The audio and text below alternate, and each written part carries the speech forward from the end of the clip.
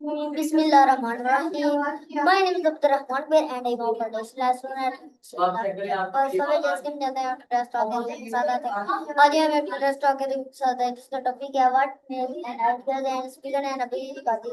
so let's start today's talk Nabeel Qadir ये बताया है कि एक फॉर्मूला इस तरह पैदा होते हैं ऊंट को चलने और एक रह बड़ी व्हाट मेक्स एन आइडिया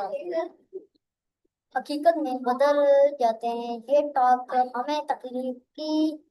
सोच अमल और अपनी सलाह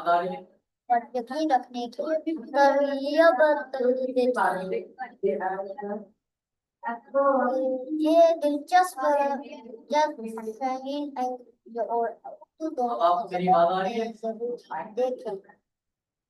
देखें स्टॉक का रिव्यू आपको अच्छा लगा होगा तब तक के लिए इजाजत अल्लाह